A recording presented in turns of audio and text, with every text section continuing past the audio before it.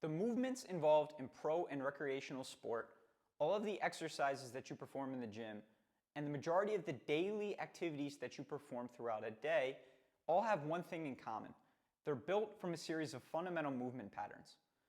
Learning and practicing these movement patterns is going to be the key to injury prevention and improving your physical performance. In the How to Move series, I'm going to show you how to perform all of these fundamental movement patterns so that you can move your best.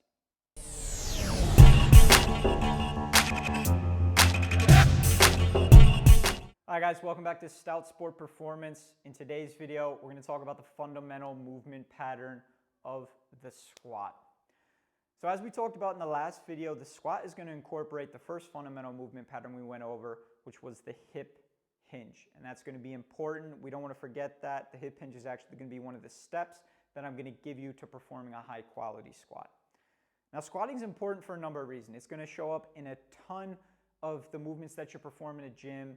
Squatting is going to show up in a ton of different athletic events and different types of sports. And, even if you're somebody who you don't go to the gym and you don't play any kind of sport, I guarantee you that you take shits occasionally and you're going to need to know how to squat if you're going to do that well with good quality. And we want to move with good quality all the time. So we're going to start by learning the squat by talking about our foot position. Now, this is going to be different for everyone. There's some anatomical features that are going to impact where exactly you place your feet, and we'll do another video on that so that you can have some tests that you can perform so that you know exactly the optimal position for your foot position. But for most people, this is going to be about hip width, and we're going to try to keep our feet nice and straight throughout this entire squatting motion. Now, from this position, we're going to try to externally rotate our legs and engage our glutes. So we're externally rotating our hips by trying to grip the ground. This is going to turn our glutes on, and this is going to be really important for maximizing and optimizing our ability to squat well. And if you're somebody that's concerned about performance, that's going to be really important because it's going to prevent leaks of energy from coming out throughout the body. Before we go to that next step, let's talk about that concept a little bit more. If we take this pole here, and this is my femur, for example, and we take this sweatshirt, and we're going to say that this is, my hip capsule. Without that external rotation that we're creating by gripping the ground, it's very easy for me to pull the femur out of the socket. Now, in reality, is it that easy for you to get your femur, your thigh bone out of your hip socket? No, it's not.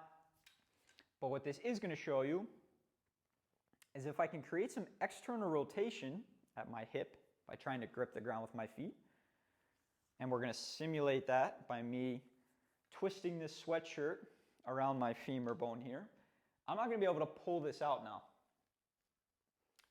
And because I can't pull that out, and theoretically because I've created this external rotation, I'm going to better be able to transfer energy throughout my body. So better for performance.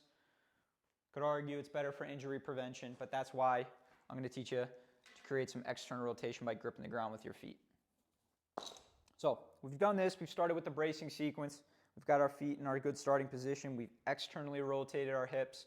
Now from this position, this is where that hip hinge is going to come in. We're going to reach back with our hips.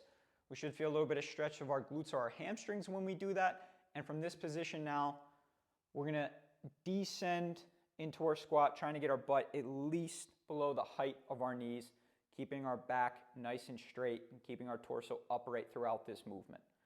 Then we're going to return to that starting position. Now, a couple of things I want you to think about when you squat for a high quality squat.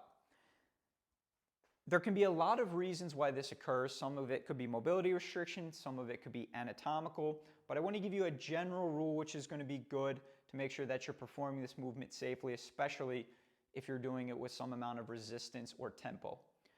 When we squat, there's going to be a point, or could be a point, where we start to see some flexion in our lower back. For me, that's about here. And I'm telling you that because we want to try to avoid this moment of flexion in our back. That could be changed by optimizing your foot stance and the initial stance you take in your foot position for the squat. It could also be a mobility restriction that's not allowing you to get into a deep squat without flexing your back. But if your back is beginning to flex, at least for the time being, squat only to the depth that you can while maintaining a nice flat back and a nice flat torso. So that's squatting. That's the fundamental movement pattern of squatting. Like I said, whether you're an athlete or not, everybody's taking shits. So you got to make sure that you can get onto the toilet with good quality. Thank you guys for watching.